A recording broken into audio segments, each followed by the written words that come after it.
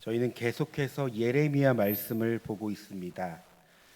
오늘 본문은 유다의 멸망을 예언한 예레미야가 궁전에 있는 경호대에 붙잡히게 되었을 때 하나님의 말씀이 임한 내용입니다.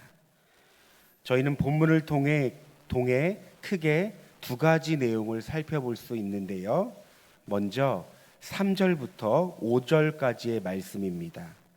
여러분, 해당 본문은 예레미야가 유다 백성을 향해 하나님의 말씀에 순응하라는 내용을 담고 있습니다. 그 당시 나라의 상황을 살펴보면 히드기야가 나라를 다스린 지 10년이 되던 해입니다. 바벨론은 유다를 침공하고 예루살렘을 포위하고 있었습니다. 그리고 예루살렘은 18개월 만에 함락되었는데요. 여러분, 예루살렘에는 함락 직전까지도 하나님이 자신들을 멸망하게 두지 않을 거라는 헛된 소망을 품는 이들이 있었습니다. 이에 예레미야는 헛된 소망들에 대해 경고하였다가 결국 감옥에 갇히게 된 것입니다.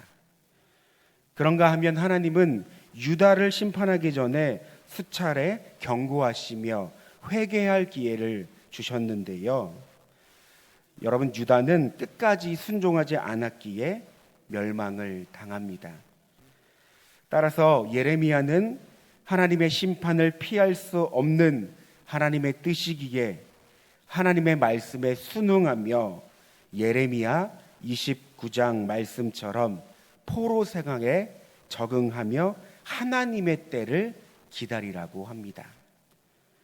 여러분, 왜냐하면 하나님은 반드시 하나님 때에 다시 그들을 회복시킨다고 약속했기 때문입니다. 그러나 하나님의 말씀을 믿지 않고 하나님의 뜻을 순응하지 않는 사람들이 있었다는 것입니다. 여러분, 우리는 본문을 통해 질문해 봅니다. 우리는 하나님의 뜻에 순응하며 살아가는 자입니까? 하나님의 인도하심을 믿으며 주어진 환경과 생활에 감사하며 기쁨으로 삶을 누리고 있습니까? 물론 인생이란 기쁘고 행복한 일만 있는 것이 아닙니다. 고난과 어려움, 문제를 마주하기도 합니다. 우리의 인생은 이해하고 깨닫는 삶보다 이해하지 못하고 질문투성인 삶의 모습이 더 많습니다. 그렇다면 이 가운데 순응하는 삶이란 어떤 삶을 말하는 것일까요? 빌립보서 2장 13절 말씀을 제가 읽겠습니다. 너희 안에서 행하시는 이는 하나님이시니 자기의 기쁘신 뜻을 위하여 너희에게 소원을 두고 행하게 하시나니.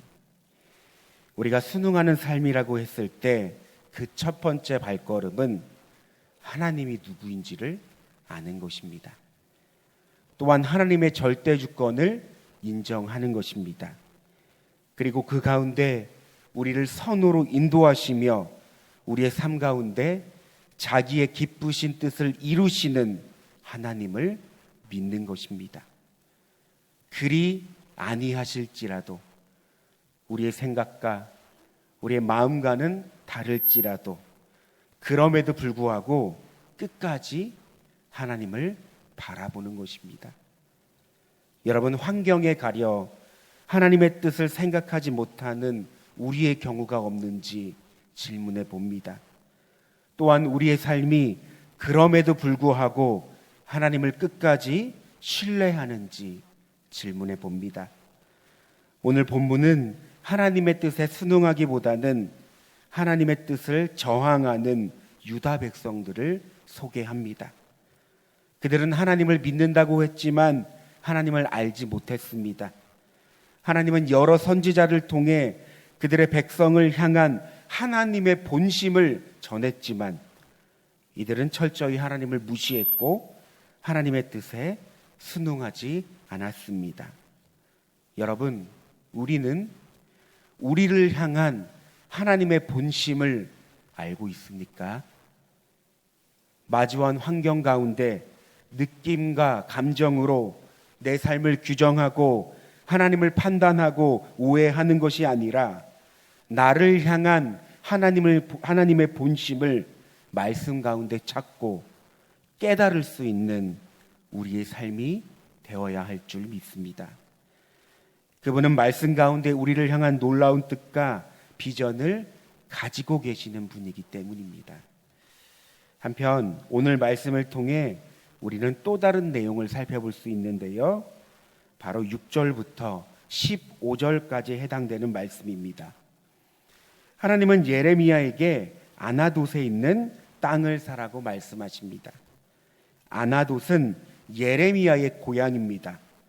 이 아나돗은 베냐민 지파의 영토인데요. 바벨론이 예루살렘을 둘러쌀 때 이미 바벨론에 의해 점령당했던 곳입니다. 그런데 여러분, 우리가 생각해 봅시다. 전쟁은 인간의 삶을 폐허로 만들고 공포로 만듭니다. 아무런 희망을 갖지 못하게 하며 절망과 두려움을 줍니다. 본문을 보니 바벨론 군대가 예루살렘을 에워쌌다고 합니다.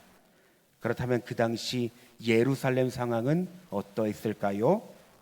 무엇보다 나라의 상황은 전쟁으로 인해 경제가 붕괴되었고 이 백성들은 하루하루를 버텨가며 살았을 것입니다. 또한 가난과 빚에 허덕였을 것입니다. 그런데 여러분, 하나님은 예레미야에게 이 상황 가운데 땅을 사라고 합니다. 여러분, 왜 하나님은 이런 상황에서 땅을 사라고 하신 걸까요?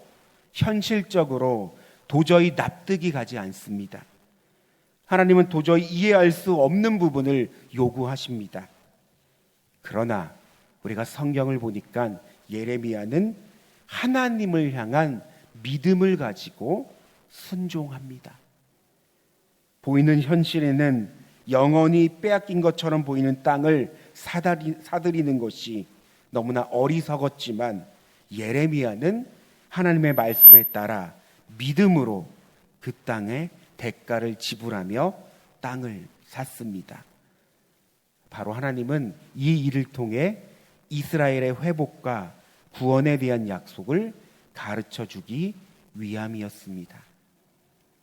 여러분, 이런 하나님을 향한 믿음을 가지고 순종했던 예레미야를 보며 우리의 삶을 점검해 보면 어떨까요? 여러분, 하나님의 말씀이란 우리에게 무엇입니까? 그저 위로의 대상이고 우리가 기댈 수 있는 부분이 하나님의 말씀입니까? 만약 여러분, 우리도 예레미야 같이 나라가 망하고 땅을 바벨론에 빼앗겨 버린데도 하나님께서 아나돗의 땅을 사라고 말씀하신다면 믿음으로 순종할 수 있겠습니까? 만약 현실 가운데 도저히 납득이 안 되고 도저히 이해할 수 없는 말씀을 하나님께서 우리에게 허락하실 때 여러분, 우리는 믿음으로 순종하시겠습니까? 여러분, 우리는 기억해야 합니다. 순종의 삶이란 하나님의 놀라운 계획을 깨달을 수 있는 통로라는 사실을요. 여러분, 하나님은 순종을 통해 하나님의 약속을 이루십니다. 히브리서 11장 8절에서 11절 말씀을 현대인의 성경으로 읽겠습니다.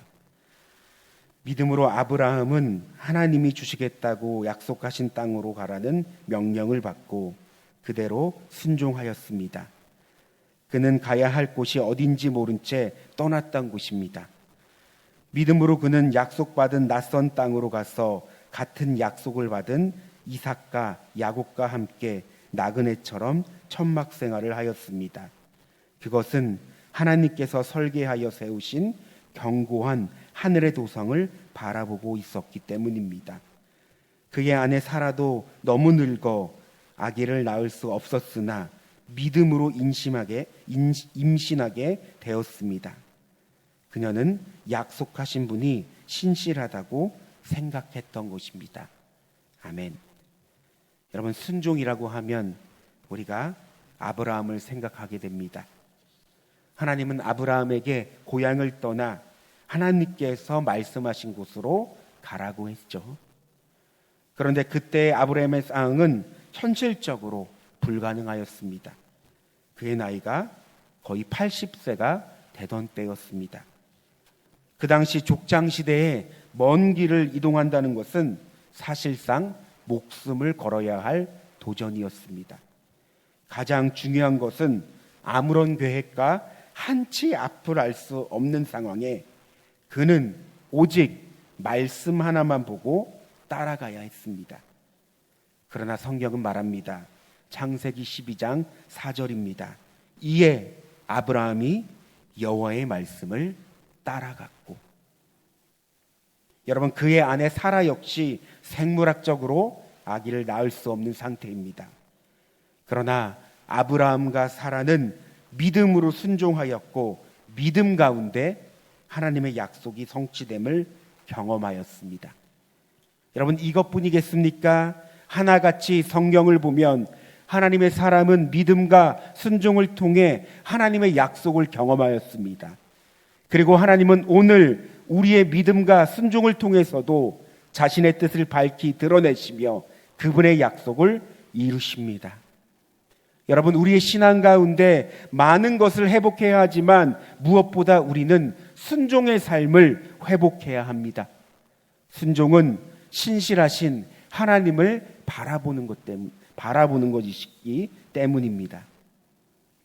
여러분, 주님을 믿는다고 하지만 우리가 모두 순종의 삶을 살아가는 것이 아닙니다.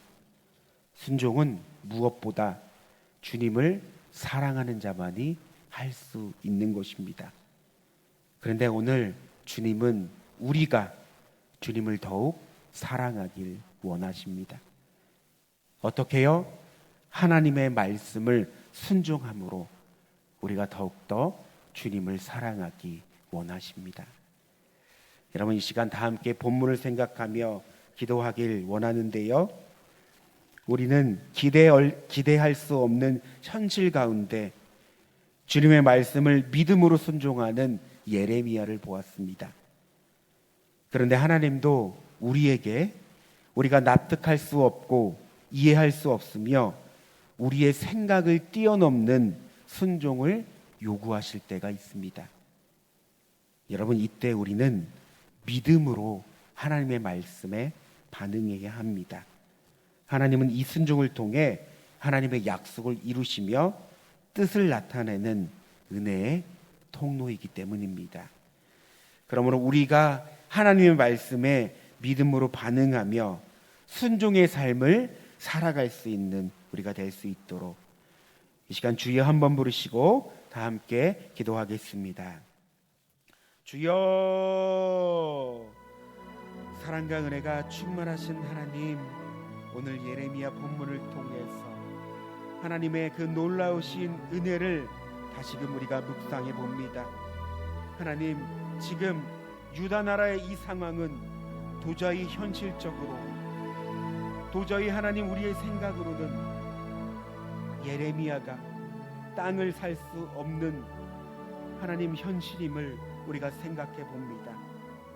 그러나 하나님, 예레미야는 하나님의 말씀에 순종함으로 도저히 현실 가운데, 도저히 우리의 생각 가운데 할 수 없는 그 순종을 하나님 행하였습니다. 그는 말씀으로 반응하였고 그는 말씀 가운데 하나님의 놀라운 그 신실하심을 더욱더 기대하였습니다. 하나님, 오늘 본문을 통해 우리의 삶에도 하나님의 말씀을 바라보고 순종의 삶을 살아가고 있는지 우리는 생각해 봅니다. 하나님, 신앙은 내가 하고 싶은 것을 하는 것이 아니라 오직 주님의 말씀에 순종하는 것임을 우리가 이 시간 다시금 묵상하게 하여 주시옵소서. 현실적으로, 이성적으로 납득할 수 없는 상황에도 불구하고 하나님께서 말씀하시면 하나님, 우리가 하나님의 말씀을 믿음으로 취할 수 있는 은혜를 더하여 주시옵소서. 그러므로 우리의 삶 가운데 순종함으로 하나님의 놀라운 그 뜻과 그 약속을 이루시는 하나님을 경험할 수 있는 우리의 삶이 되길 소망합니다. 하나님, 순간순간마다 하나님 우리에게 하나님의 말씀을 허락하여 주시옵소서. 오늘 살아갈 말씀을 허락하여 주시고 선택하는 순간과 갈등하는 순간과 모든 상황을 직면하는 순간순간 하나님의 말씀을 허락하여 주셔서 우리가 그 말씀을 순종함으로 믿음으로 바라볼 수 있는 귀한 우리의 삶이 될 수 있도록 하나님 우리의 삶을 이끌어 주시옵소서. 그런데 하나님의 말씀 하나도 순종하기 어려운 우리라는 사실을 기억합니다. 하나님 우리의 심과 열심과 결단으로는 순종하지 못합니다. 오직 성령께서 우리의 마음을 주장하여 주시고 오직 주님을 사랑하는 자만이 순종의 길을 걸어갈 수 있다는 사실을 우리가 기억하면서 그 순종 가운데 하나님의 은혜를 구할 수 있는 우리의 삶이 되게 하여 주시옵소서. 우리 사랑하는 성도님의 삶 가운데 하나님의 말씀을 허락하여 주시옵소서. 어떠한 상황 가운데서도 그 신실하신 하나님의 약속을 붙잡고 하나님을 바라보며 순종의 삶을 살아갈 수 있는 우리 성도님들이 될 수 있도록 하나님 우리를 이끄시며 우리를 인도하여 주시옵소서.